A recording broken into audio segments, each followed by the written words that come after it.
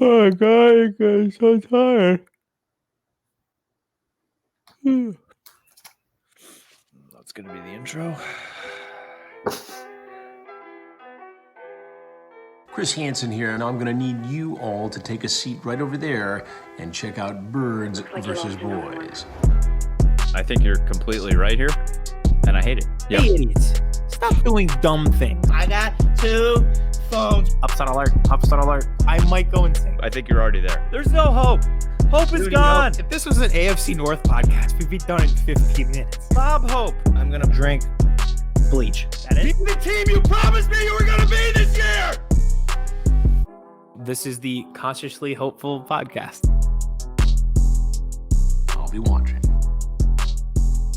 Welcome to episode 40-something of Birds vs. Boys, everybody. The playoffs are almost complete. We only have 4 quarters of NFL football left. That's it, Aidan. I don't know about you, but at the beginning of the playoffs, I start counting down like, okay, we have 12 NFL games left. And then championship weekend comes, and then I start counting down by quarters. And I'm like, we have 6 quarters of football left. And I get very sad. But I'm very excited to be recording right now with you, as I'm sure everybody else is excited for listening. So thank you, everyone, for listening to episode 40-something of Birds vs. Boys. We've made it this far. We're going to power through the Super Bowl and through the offseason and hopefully into prosperous seasons for the Cowboys and Eagles next season. As always, Kmess here with you, and big man Aidan. How are you? I'm good. Thanks for the kind words. I'm kind of, to me, the NFL season right now is like how I felt at senior week. It was really fun in the beginning. Mm-hmm. I get tired of it during the middle of the week. And now here at the end of the road, I'm kind of just ready to be done and focus on next year because it didn't go according to plan. So, Yep. But you know what? To another season. We're one game away from putting this in the past. Before we move forward and start talking about the Eagles, the Cowboys, and what's going on, I have a way for next season that college football and the NFL can tweak things this time of the year, right? What? So college football plays their national championship game on a Monday, which is asinine and outrageous. But I get it; they don't want to put it on a Saturday night due to conflicts with the NFL. Play it this past Saturday night, championship weekend. There's nothing going on Saturday. Can you imagine the NCAA college football national championship Saturday night leading into the NFC and AFC championships on Sunday? Well, if they expanded to 8 teams like they should, then that's what would happen. Exactly. You need an entire extra week to play that out. But I mean, we're just 2 smart guys, so no one cares about our opinion. And I think the NFL needs to also add, like, instead of the Super Bowl, like the mediocre bowl, and then next Sunday, the Bills and Packers would be playing for 3rd place in the NFL. So we don't have that gap. I don't think you could sell Aaron Rodgers on a 3rd place game. No one would play. Hey, Love would play. Yeah, I was going to say that would lead more controversy if he played well against the guys of the Bills who didn't opt out. So, yeah, a lot of fun. I like where we were headed until you were like, let's throw Aaron Rodgers in a 3rd place game for a bronze medal. Hey, if you don't want to be in the 3rd place game, beat Tom Brady. That's fair. That is very fair. I'm sure we'll get into that. All right, where do you want to? We had a ton to talk about. We have playoffs, but I think something happened in Philly, if I'm not mistaken. Can we start with patting ourselves on the back? That's a great place to start for me always. Pat yourself on the back. You called it. Yeah, Sirianni. I just couldn't see them going down the Josh McDaniels road. And the more it led on and the further away they got from his interview, the more I thought that it was going to be Sirianni. And we talked about that. It happened right after our last show. So we kind of led that in. It almost sounded like we had insider knowledge, just the way we talked last week. We were like, we did know about McDaniels, Lincoln Riley hasn't said no, but it's a long shot. But Sirianni, he's the guy. We don't have inside sources. We're not at that point yet, but it did kind of sound like that last week. Mm-hmm. Yeah, no, when I saw the news break, I was like, yep, there it is. There it is. Aidan was correct. And I was trying to listen to every single pundit pronounce his name because, like you said, I think you want to be able to pronounce it correctly by the end of his tenure with the Eagles. And then all of the Italian GIFs and memes start coming out, and it was just hilarious. I've never finished The Sopranos. Is that bad? The Sopranos is top 3 show all time for me. I think everyone who's watched it has told me that. Except for Eddie. Eddie apparently just started watching it and quit already. Eddie, I say this all the time. When I say this guy's blue, he says it's green. So that doesn't surprise me at all. But yeah, so that happened. We got all the jokes out. All the hot takes were out. Mm-hmm. I think though I can provide a take even days later. I know he got announced today, but we've kind of known it's been coming. I think I can provide a take that no one has had yet. I'm intrigued. Okay, so everyone, including national talking heads who are in the know, like analysts and stuff, they've said this was a move. It's all about the quarterback. It is to fix Carson Wentz. They want Sirianni to help this quarterback position and retool it. I think from the videos that I've seen, and I know he was a wide receiver coach, honestly, I think this is great for the wide receivers and the amount of work he does with the wide receivers. And here's why. I went back and did the research. The last 2 receivers that you could say that the Eagles drafted and developed were Deshaun Jackson and Jeremy Maclin in 2009. Mm-hmm. I counted up all the receivers from 2010, start of the decade on. They've drafted 10 of them. Here they are: Riley Cooper, Marvin McNutt, Josh Huff, Jordan Matthews, Nelson Aguilar, Mac Hollins, J.J. Arcega-Whiteside, Jalen Reagor, John Hightower, Quez Watkins. How do I not know that you drafted a guy named Marvin McNutt? Yeah, out of Iowa.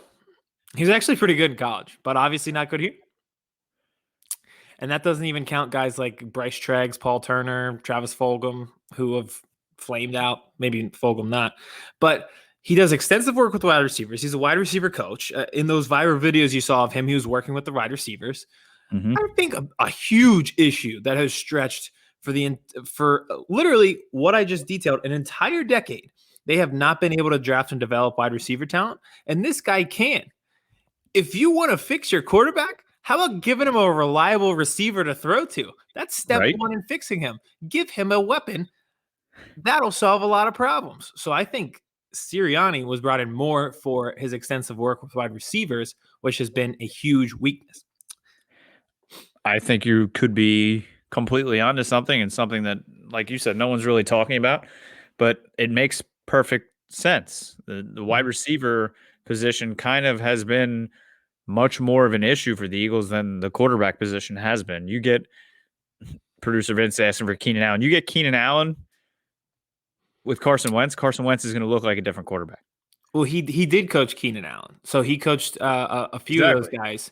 Yeah, so a few guys up with the Chargers, and then like T.Y. Hilton in Indianapolis. Another guy, Dante Pittman, who was drafted in the 2nd round last year, who often gets forgot about because the guys like Claypool, T. Higgins, stuff like that. Like, he was hurt early in the season and came on and had a fantastic year. And another rookie receiver who made an impact. I just read off 3 receivers that didn't for the Eagles. So, like I said, his work with the receivers intrigues me way more than the work with the quarterback. I mean, I hate it from a Cowboys perspective, because I hate seeing all of these pundits too are saying like, well, I think he's going to be a B-level coach, and that's as high end as he's going to get. He's average. He's a puppet. He's this, he's that. That just screams to me he's going to be successful, because it's kind of under the radar. It's not flashy. It's not a Lincoln Riley, and that scares me. I was going to say, I'm glad that we don't have flashy. I would like to fly under the radar and not get talked about. I think there was one specific pundit who said that, and that one specific pundit, like I said last time, is a very good writer. The truth, not his forte. Yes. Negativity, very much up his alley. So I don't know. I take it with a grain of salt. But yeah, I'm with you. Like, I like it. People saying that he's just like a B-level guy. Like, there's no flash to his name. It's not like McDaniels or Lincoln Riley. I'm like, thank God. I just want this guy to be a normal guy. Just be normal and I'll be fine. I'm just tired. Hire other good coaches around you, and let's just get to work. Yes, exactly. And you're correct. Good point by you talking about the coaches. So that's where we're at now is them formulating the coaching staff. So they hire this defensive coordinator who seems to be like the hot guy. I don't know if you do this, but when the reporters say he was a hot target for a bunch of teams, I'm like, well, he must be good. Uh-huh. I have no idea who he is, but if everybody else wanted him, we must have done something right. Yes. That's how I determine if somebody's good or not. If somebody else wanted him, that means he's good. It's like it's like the girls in high school. If all the guys wanted to date her, She must be you hot. wanted to date her. Yeah. I do that with players too. So like if somebody leaves a team in free agency and that fan base is like, I can't believe we lost this guy, and they're mad about it, I'm like, hey, he must be a steal. Bring him this way. Yeah. Like Javon Hargrave, all the Steelers fans were mad that they lost him. I think I was duped because I don't know what they were so mad about. I would have been disgruntled, but they were very upset, and I haven't seen that yet. I think they were more upset just for the fact that he came to Philadelphia. Maybe, but they were like upset that he left. Oh yeah, no, yeah. So he comes from the Colts, right? This defensive coordinator. Yes. As well. Mm-hmm. Your secondary coach. That's right. Which, and then he hired offensive coordinator from the Chargers. Yes. So Jonathan Gannon is the defensive coordinator. He was the secondary coach in Indianapolis. My good friend Jack Fritz tweeted this, and it could not be more spot on. If Gannon just teaches these stupid corners to just turn when the ball is coming, his work here is done. If he does nothing else, just get these guys to turn their head when the ball is in the air, and we will build you a statue next to the stupid one that Bud Light gave us. I promise you. Just get them to turn your head. Get Jalen Mills to realize that the ball is coming, and we will thank you forever. Just show tape of Kevin King in the NFC Championship game and say, don't play like this. There was like somebody had a tweet about that, and it was the ridiculous graphic where, it's like they'll show a secondary member and it'll be like thrown to completions. It'll be like he's been thrown at 8 times. 7 of those passes have been completed, 106 yards, 2 touchdowns. And they were like, we got to put his graphic in the Hall of Fame. And it was like next to 2 Eagles. And it was like Byron Maxwell, Ronald Darby was up there, like thrown at 8 times when he was guarding Julio Jones. And then Jaquette this year trying to cover the Cowboys. It was like thrown at 7 times, gave up 6 million yards. I was like, wow, I'm so glad we made the Hall of Fame. Congratulations. We will you may be part of the BVB end of season awards. Hall of Fame memes, yes.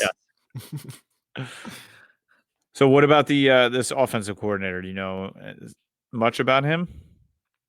I do. So more extensive work with the wide receivers. Again, I'm sensing a trend, and I feel like no one's really talking about this. Yeah. So I know more about the defensive coordinator than the offensive coordinator, but I'm still intrigued. And this is a guy who's coming from the LA Chargers as well. And again, the LA Chargers offense, he worked with Justin Herbert, and Justin Herbert was good. This is how I make my determinations. Yep. He had a rookie quarterback. The rookie quarterback might win Offensive Rookie of the Year in a week from now. And we're going to get into our predictions for that later. That's all I need to know. You want to fix the quarterback, and you have the Rookie of the Year quarterback. All right, I'm in. You sold. I'm in. Done. Sold. That's kind of the extent of me knowing about him as well. Anthony Lynn didn't seem to be a great head coach, but their offense this year played well. They were in many, many, many games that they should have won this year that they just they chargered, aka they falconed. So, and that wasn't always the offense's fault. You know how I feel about these teams. It is game management. They don't have a bad offense or a bad defense. They just have a dumb brain. Yes. They have a dumb collective brain is what it is. That's all it is. They're just like, yep. All right. There's 12 minutes left. How can we screw this up? We're up 24-6. Blink.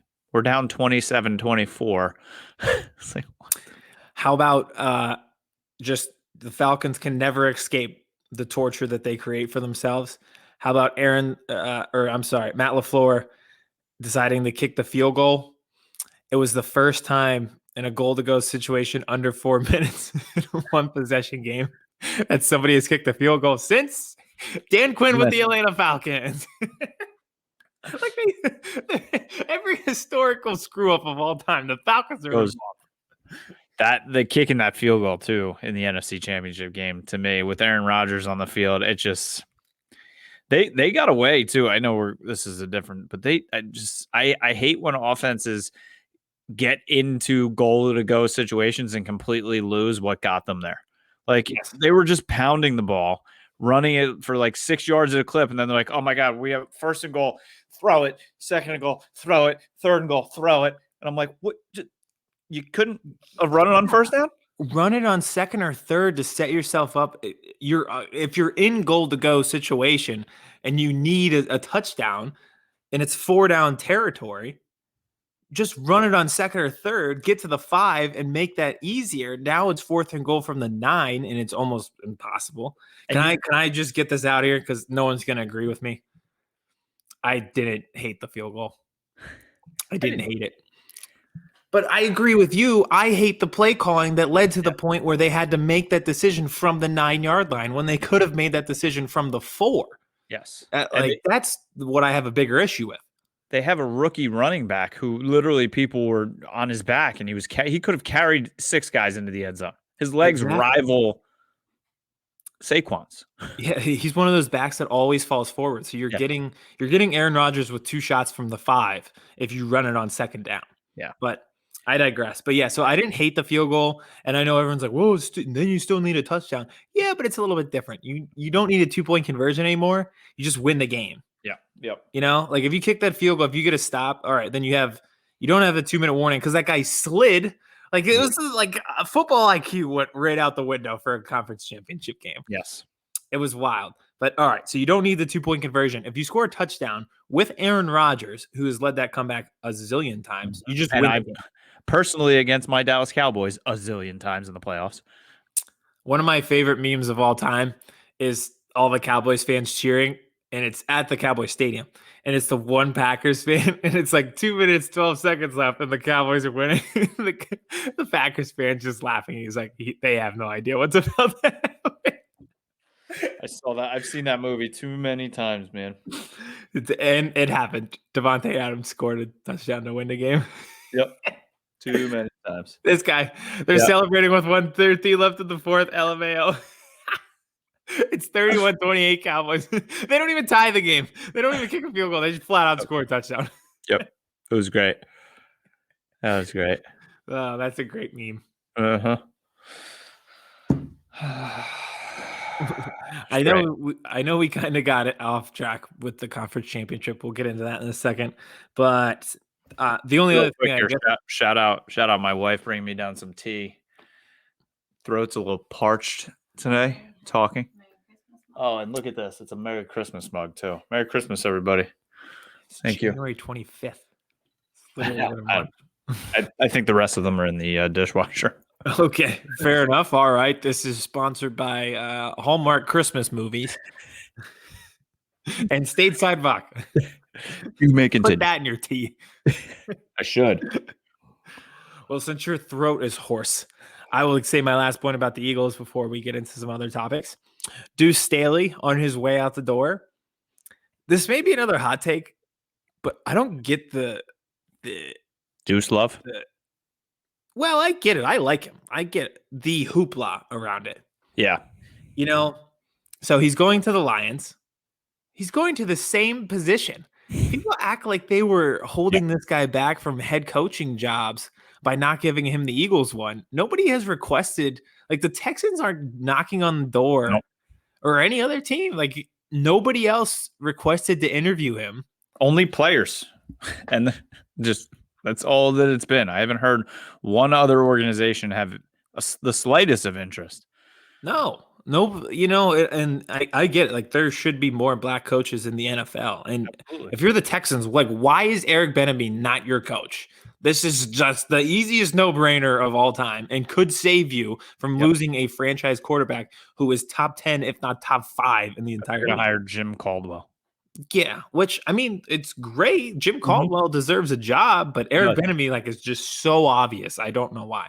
But the Duce thing, like, I don't get it. And I feel like this day was inevitable. Like, I never saw him being the head coach. No, never. And there was like an obvious ceiling, and he hit the ceiling. But they promoted him multiple times. He was one of the top paid assistants in the league.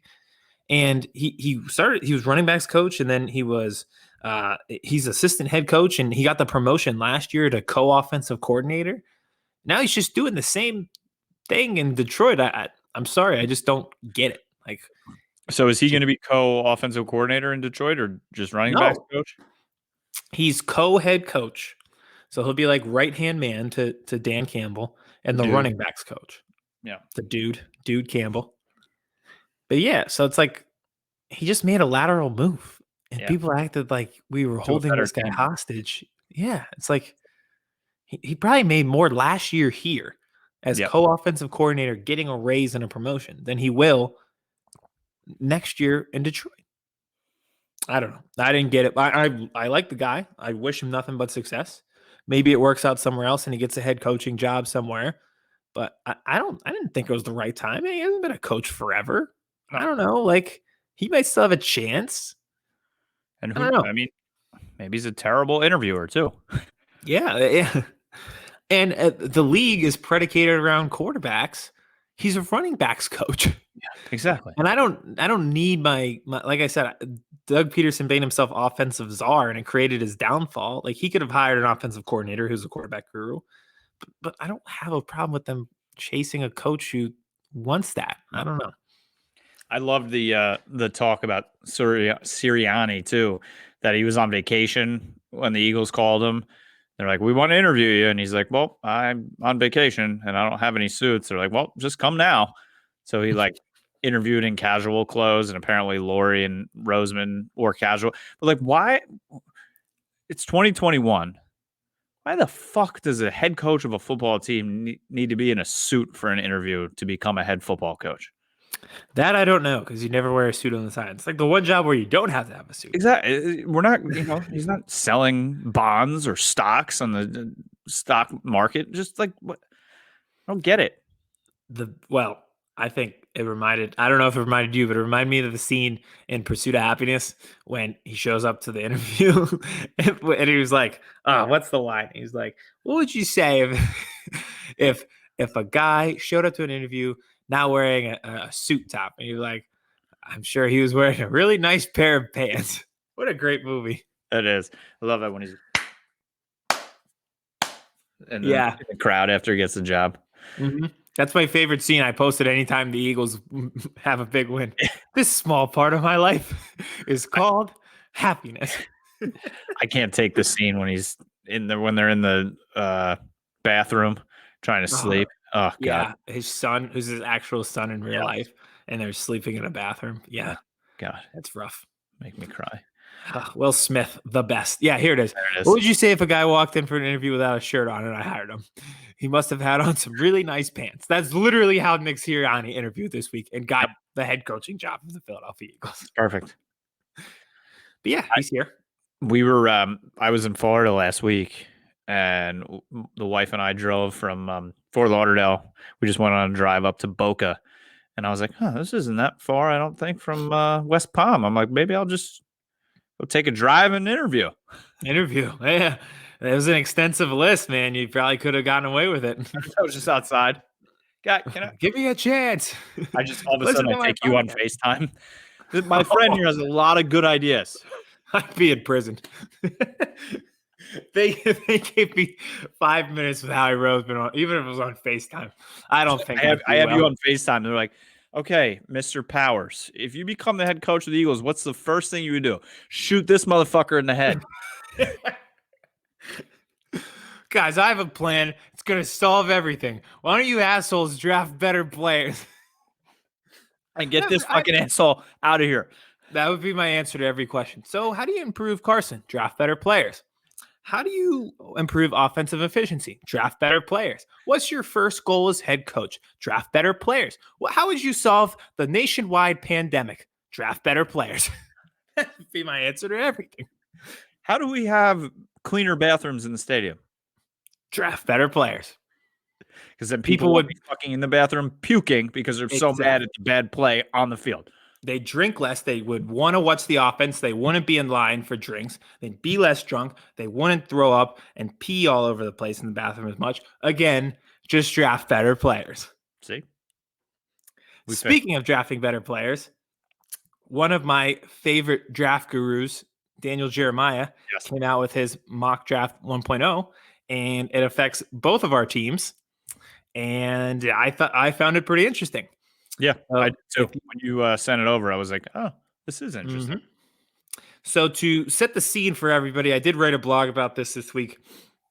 Daniel Jeremiah is one of the top NFL draft analysts. He works for NFL Network, and he did the draft coverage on ESPN last year. If you'd like to know his legitimacy as an Eagles fan, he said last year, the Eagles wanted speed. That's why they went with Reagor. But I don't know. I can't see passing on my 14th best player, Justin Jefferson, for my 56th rated player, Jalen Reagor.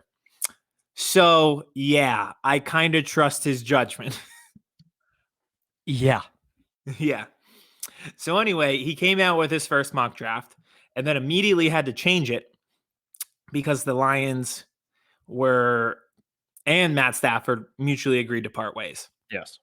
So in the original mock draft, he had the Eagles passing on Devontae Smith. Devontae Smith going to the Lions at 7. Mm-hmm. Patrick Surtain going to the Eagles at 6. After the Matthew Stafford news, he flipped it, had Justin Fields going to the Lions at 7, had the Eagles taking Devontae Smith at 6, and Patrick Surtain falling to 10 with the Cowboys. Which I would absolutely love if the Cowboys took Patrick Surtain at 10. If he's there at 10, that talent, I mean, he could be a top 5, top 6 pick, I believe. And then he gets to pair back up with his old teammate, Diggs, who is basically the only defensive back that's going to be left. We'll see what happens in free agency. But Surtain at 10 would be a steal for me, I would feel like, for the Cowboys. And he would be lining up against Devontae Smith twice a year. That's very true. I didn't even think about that. I was connecting it all full circle, and I didn't even realize, like he would just be covering his former teammate who's on the Eagles. Twice a year. Yeah, that in both top 10 picks. Here's a question for you that I just thought about, because I do agree with you. I think Surtain at 10 would be an absolute steal and just like a perfect necessity for the Cowboys in a depleted secondary. Bigger steal, Surtain at 10 or CeeDee Lamb at 17? CeeDee Lamb at 17. I agree. I'm so pro CeeDee Lamb. It's hard for me. I don't know, though. Like, it's easy now because, like, CeeDee Lamb has played and we know he's not a bust. And Surtain hasn't played yet and we don't know. But I don't know. Like, I think getting a quality player who might be top 5 in talent and getting him at 10, especially when your rival could take him and pass on him. I don't know. Like, I think that'd be a huge steal at 10. It would be. And there's a lot of talking heads in the Cowboys media and fan base that have there's definitely some offensive linemen there at 10 that they're talking about. But Pitts at 10 for the Cowboys is a big talking point right now. And they have such holes on this defense. If they took another weapon for this offense at 10, I mean, Pitts I think he's going to be a freak. He could be Travis Kelce-esque, but Kelce was drafted in the 3rd round, I believe. And how do you Schultz had a great year at tight end this year. They didn't have Jarwin. They'll have Jarwin back next year. No. Help the defense. Like 6 straight draft picks should be on defense unless it's an offensive lineman. So I'm a big advocate for just best player available. Yes. Just like, oh, you need a receiver. Like, no, best player available, especially when you have a top 10 pick or first round in general. Best player available. Kyle Pitts could be the best player available, but I might have to break my rule. Like, you just can't go back to offensive skill position player. There's just too many holes. I don't know. No. But if Surtain is there at 10, he probably is the best player available over Pitts. Put the card in. But that is definitely one they're going to have to talk Jerry Jones and Stephen Jones out of. You can see that coming. You better hope and pray he goes at 8 or 9 because, come on, you know what's happening.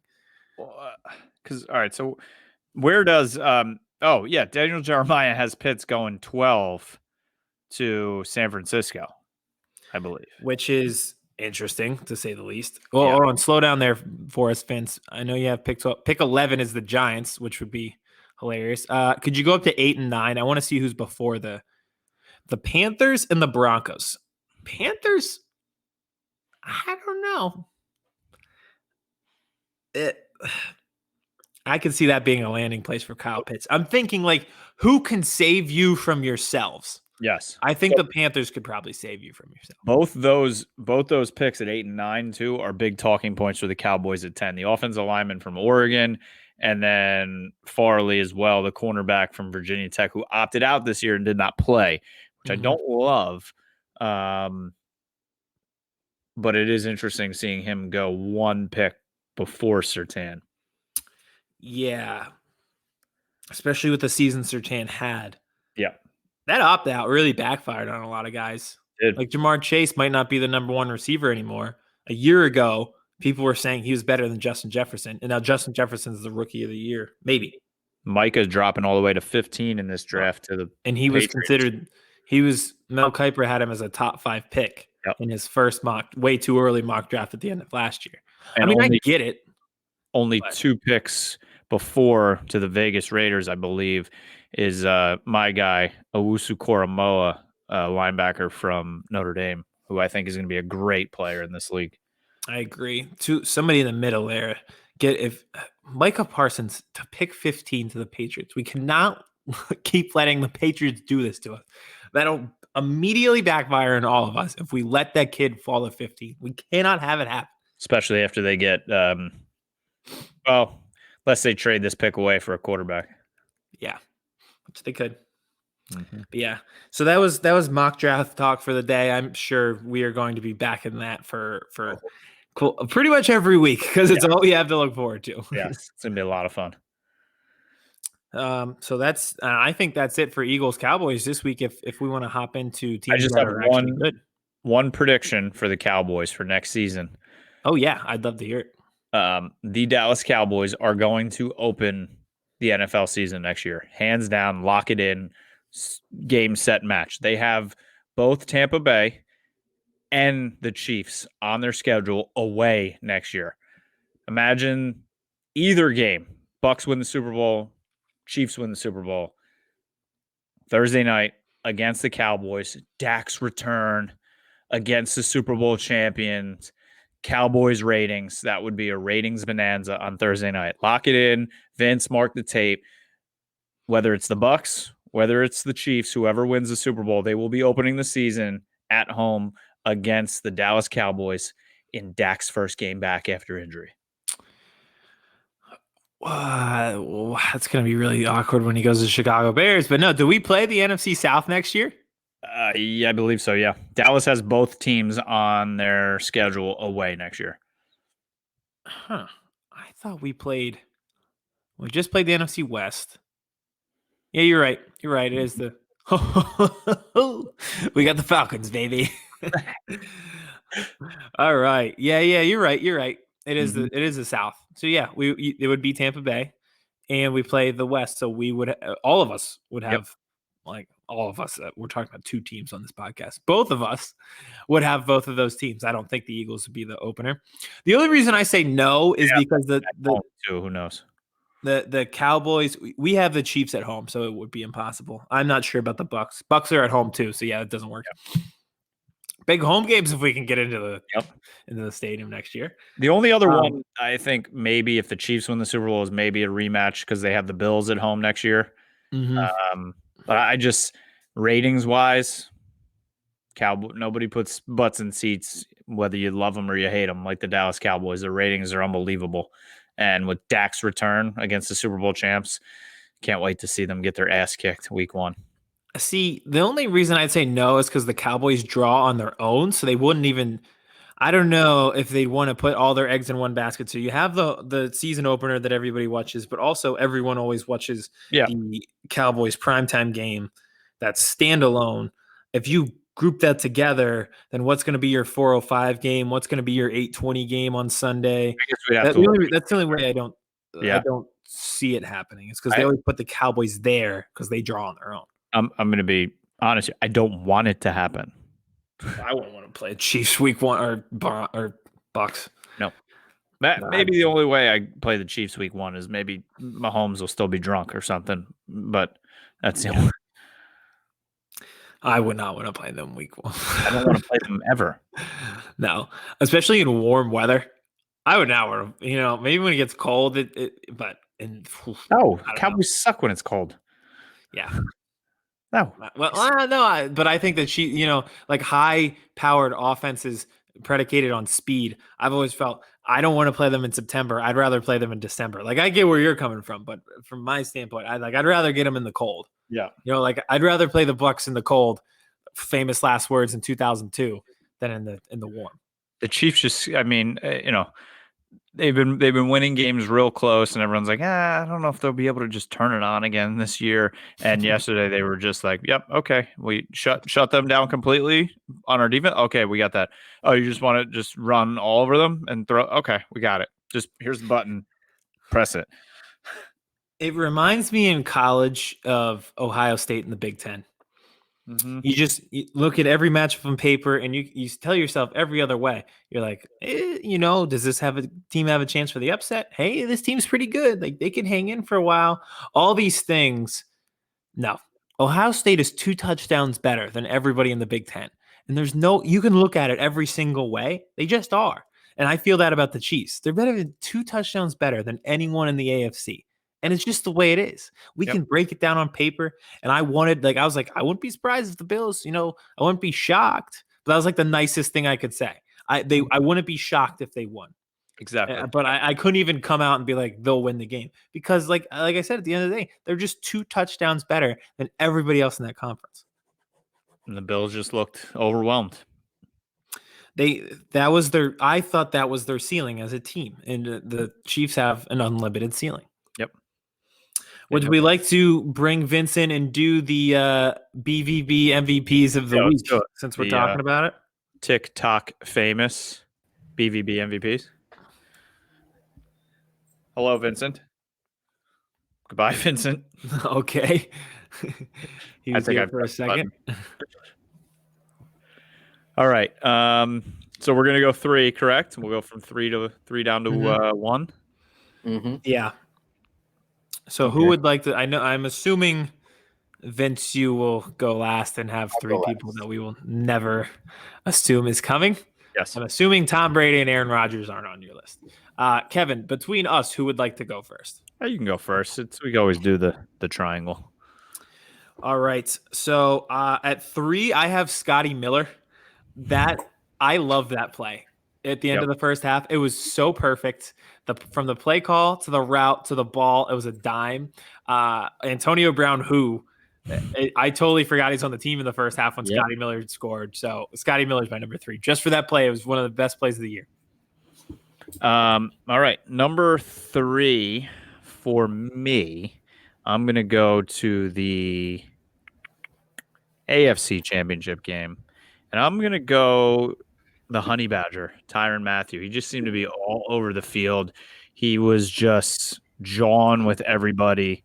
He had 6 total tackles, 6 solo tackles, a QB hit. He was their lifeblood and just emotion too. I just love the way he plays football, and I think that's because I wanted him on the Cowboys a few years ago when he was a free agent. I'm really pissed still that he's not. So Tyrann Mathieu, 3. At number 3, we've done these collective MVP picks before. So I have 211 guys at number 3. It is everyone except Devontae Adams. This pick is especially for Aidan. He had, what was it, like 3 weeks ahead of time? He took Devontae Adams, NFC Championship Player of the Game. Yeah. So MVP of the week, not Devontae Adams like I needed him to be. Nope. For some reason, I bet Conference Player of the Week 3 weeks ago when the playoffs started, Devontae Adams. Did not work out. I don't know if you saw right before I went. I was like looking down. I was doing the math on how many other players played this weekend or on rosters this weekend. So 211 guys. The 211 guys that aren't Devontae Adams are my number 3. I can't wait till you have to type that out on TikTok. Love it. All right, and my number 2, I have Jordan Whitehead from the Bucks. That kid hits hard, and he forced that fumble on Aaron Jones. I thought that was one of the bigger turning points that doesn't get talked about. Yep. They came out of the half, and you thought, all right, Aaron Rodgers has some time. Immediately forced a fumble, and on the next play, the Buccaneers have another touchdown. The way that half ended and started was magnificent, and he just fucking hits hard. They hit hard, and I think that has been the reason they're in the Super Bowl. I did not believe in this Bucs team because they had great skilled position players, but I didn't see it everywhere else. But this defense has been great. I think from the Bucs, from after the Giants Monday Night Football game, I think they got a kick in the ass, and they've been great ever since. At number 2, I'm putting 2 players together as one human. Shaq Barrett and JPP together. Just as a tandem. Shaq Barrett had 5 tackles, 3 sacks, 2 forced fumble, or 2 tackles for loss, and JPP had 5 tackles, 2 sacks, and 2 tackles for loss. The dudes had 5 sacks between the two of them. They were just monsters, and that's how you beat Aaron Rodgers. They did it in the first game they played, and they did it to him again. So Shaq and JPP together. Good. At number 2, this had to be brought up. Cole Beasley. Cole Beasley, T.O., same guy. Spot the difference. Find one difference between the two. I bet you can't. Greatest broken leg performance since the T.O. Super Bowl? I can find a difference. Beasley's a better rapper. That's what I was going to say. Put the 2 guys next to each other and, give anyone $1 million. Which one can rap better? Cole Beasley. Also, hey, congrats to Cole Beasley on making it to the conference championship game before the Cowboys. Good for him, man. Speaking of real quick, too, it was just brought in my head with Tony Romo announcing the game yesterday. And he's like, yeah, their partner for Josh Allen here. In championship games, you get more comfortable with the more completions you throw. The more completions you throw in a championship game. And I said, whoa, Tony, what championship game did you play it? Because I didn't remember watching it. Yeah, who did you talk to about it? Because I don't remember that one occurring. Unbelievable. Donovan must have told him. Yeah. Well, I don't know. That'd be good advice coming from him either. Because it didn't look like he got more comfortable as they went along. Maybe with more completions, he got less comfortable. They started going into the ground even more. Mm-hmm. All right. My number 1 is Tyreek Hill. I love that people draft. This is a direct shot at the Eagles. I'm just going to go out and say it. I love that people draft certain players thinking they're getting the next Tyreek Hill. No, there isn't one. He's just the fastest guy alive. It just is. There is no other Tyreek Hill. You're not drafting Tyreek Hill 2.0. He's just the fastest guy alive. That run where they lost him in coverage and then he took off, sometimes I forget how fast he is. That guy, it's ridiculous. But he had 172 yards and just it changes the game. I'd be so exhausted as a defender trying to keep up with him all game. You do, and then he breaks off multiple runs of like 50 yards plus. It's just debilitating. He'll run like 240 yards on one play, and then he looks fine. And you can't keep up. And then you give up everything underneath to him because you're so scared of him going over the top. And then he's like, all right, fine. Give me the ball here. See ya. Yeah, do you remember Pee Wee basketball, like you were in like grade school, and I don't know if you guys were, as athletically gifted as me. I know Kevin is as vertically gifted as I am. We're both, giants. But you remember, like, or at least for me, I remember like coach would be like, go guard that guy. And it was like the kid that like had no business playing with like other kids his age. He should be playing with the kids like 4 years older. Coach is like, go guard him. And I'm like, why? Just please. You sure? Can someone set a screen so we can switch? Like I don't want to be anywhere near him. It's like we had a few kids like that on our team. It's like guys just playing in a different universe. Yeah. I have played against many of those kids, and I've also coached many of those kids. This I'll just show you guys for content wise.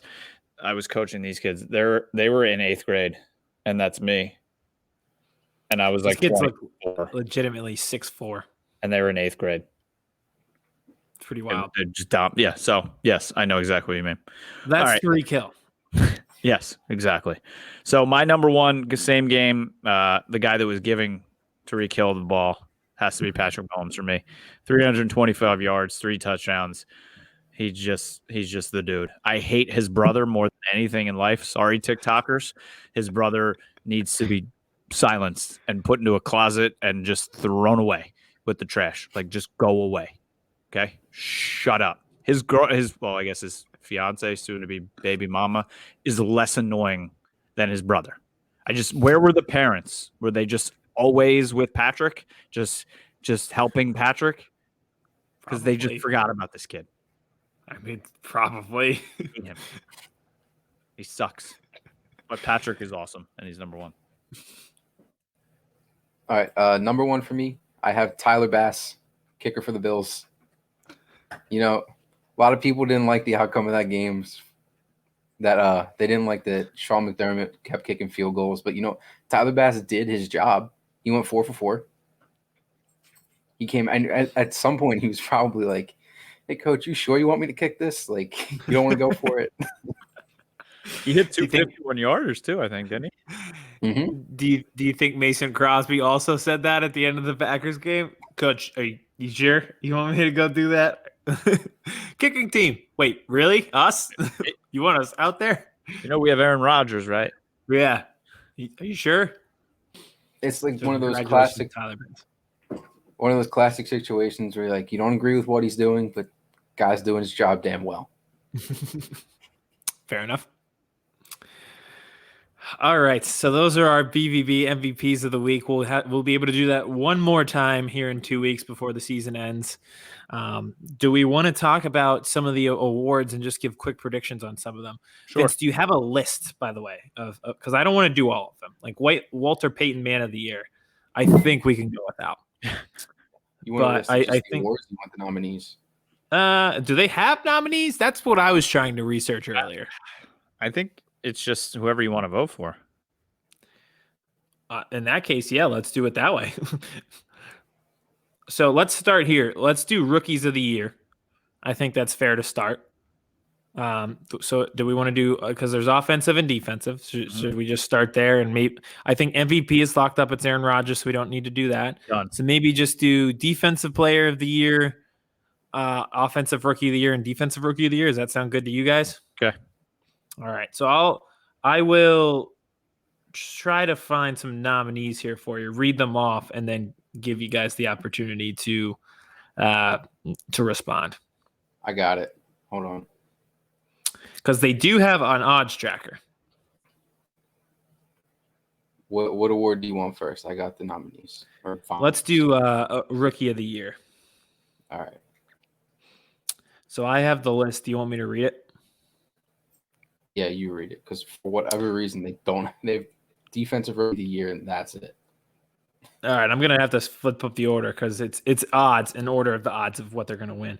So it's Clyde Edwards-Helaire, CeeDee Lamb, James Robinson, Tua, Antonio Gibson, Chase Claypool, Jonathan Taylor, Justin Jefferson, Justin Herbert, and Joe Burrow. So of that list, what do you guys think? So I only have 2 options that couldn't realistically win this award, and I'll give you the guy I think is going to win it. I'll give you both. Justin Jefferson and Herbert. I think it's got to be Herbert. I will say Justin Jefferson. This is like a huge upset for him. To me, like barely better than Jalen Reagor. Just like, I don't know, like by a smidge. But yeah, I'm going to go Justin Jefferson. I'm going Justin Jefferson too. And the same thing Kevin said. They're the only two that can win it. It obviously would have been Joe Burrow had he played a full season. If Tua had played a little bit longer, he could have had a shot. If CeeDee Lamb had Dak. Okay. A little bit longer, like in a game, and didn't get pulled for Ryan Fitzpatrick every single time. So I'll do the rookie of the year for defense. I don't know if I agree with that. I think Herbert or Jefferson still could have beat Burrow. Herbert's stats were better than Burrow. Like it was trending Herbert even before he got hurt. All right, so this one is a little bit. This is all right. This is a little bit easier because there's only 4. So it is Julian Blackmon of the Colts. It is Antoine Winfield of the Bucks. That's a big one. Jeremy Chin of the Panthers and Chase Young of Washington Football Team. So of those 4, who do you guys like? I think Chase Young's gonna win the award. Don't love it, especially after the playoff game. His career's over, as Vince attested to. So I don't think he should really win an award after his career's already been finished. The guy that I want to win it, again, somebody that I wanted to be a Dallas Cowboy and somebody that is going to be playing in the Super Bowl, hopefully, Antoine Winfield Jr. Dude's a stud. Plays great. Unfortunately, was not there for the NFC Championship game, but hopefully he's back for the Super Bowl. And also just like the most obvious thing in the world, like how did you not draft? Like he was going to work out. It was just so obvious he was going to work out. Yep. I'm going to go with Jeremy Chin, just out of spite for the Eagles. I'm choosing all the people that they passed on. So I chose Justin Jefferson for Offensive Rookie of the Year and Jeremy Chin for Defensive Rookie of the Year because someone decided we're taking a backup quarterback instead.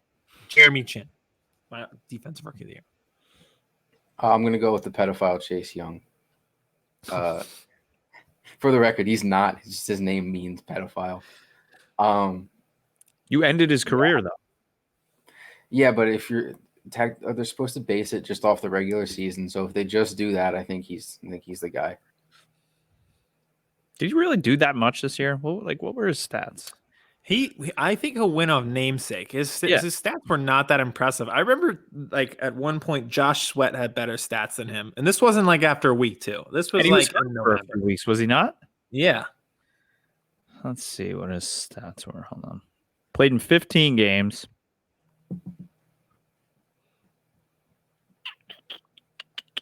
He didn't miss one. I thought he missed more than one game, but whatever.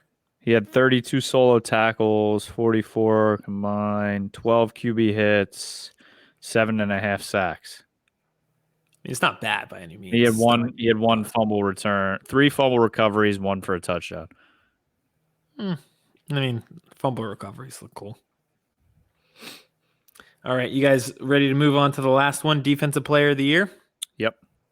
So a lot more nominees for this one as well. So we've got Jalen Ramsey, we've got Cameron Hayward, Khalil Mack, Myles Garrett, Minkah Fitzpatrick, Xavier Howard, DeForest Buckner, Jair Alexander, and Aaron Donald, and TJ Watt.